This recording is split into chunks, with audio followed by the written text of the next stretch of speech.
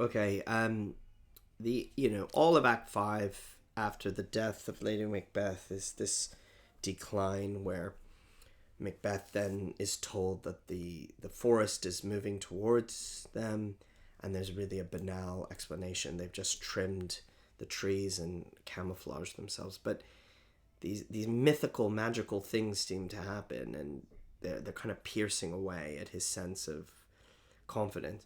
But he knows that all men are born of women, so he's bulletproof. Okay, so he's only afraid of Macduff, but even that, since he's born of a woman, it's fine. He's just fighting his way. It's a one-man army. He just feels infinitely powerful.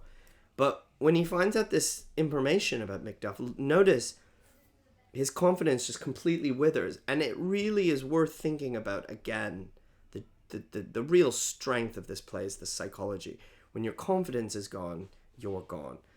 He's going to lose anyway, But this final exchange between him and Macduff, I find amazing.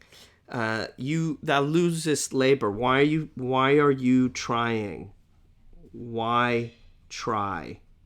You're not going to beat me.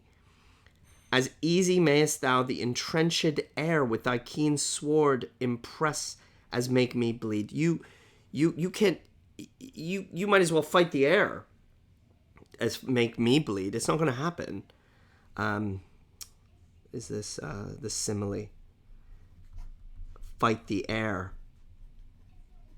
Fight me. Same. Let fall thy blade on vulnerable crests, like those that are weak or not going to win. I, on the other hand, bear a charmed life. I'm magic, luck, protected, which must not yield to one of woman born. Like all arrogant villains, I think he's just talking too much. Okay, so what does it mean to be born? Born is to come through the vaginal passage, but it seems Macduff has been cesarean section, which is to be cut out. I don't know why this idea of birth is so immense in the play. We know kids are. The murder of children, not having children seems to haunt the play for the Macbeths.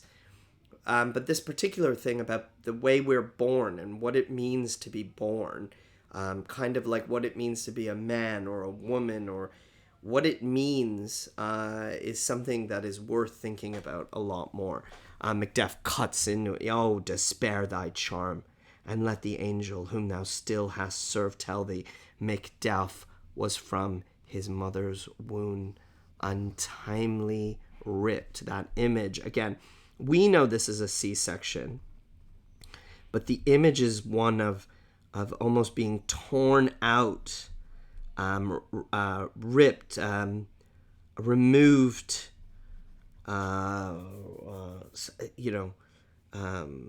something. I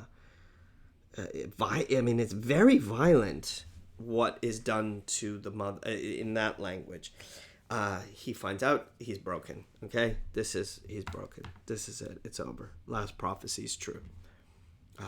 Accursed be the tongue that tells me so. It hath cowed the better part of man. Cowed. I don't know what. I love it though. I love it. Is it coward? Is it weakened? Broken? The better part of man. Again, this manhood. Cowed, weakened, broken, bowed, and be these juggling fiends. Juggling is a trickery, is a scam.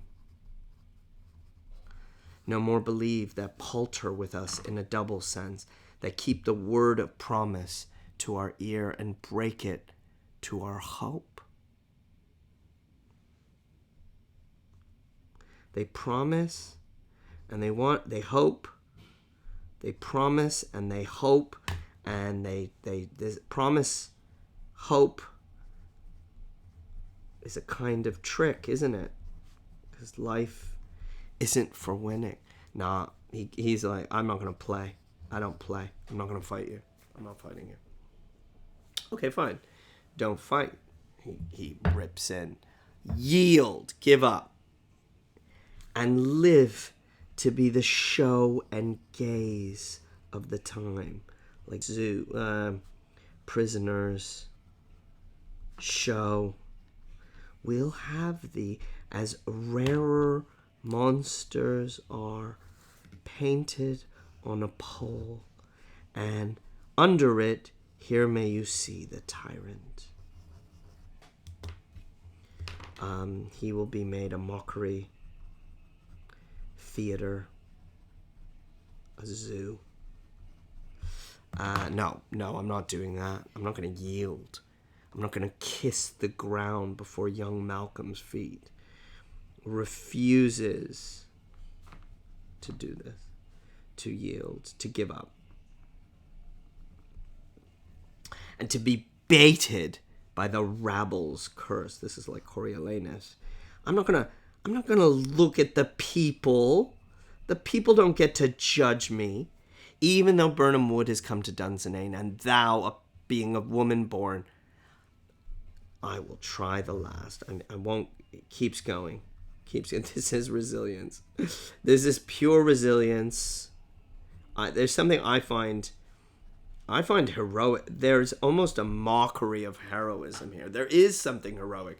Before my body, I throw my warlike shield. Lay on, Macduff. And damn be he that first cries hold enough. Like, let's do this. There is a big problem that, I've been reading the play since I think I studied the play when I was in year 8.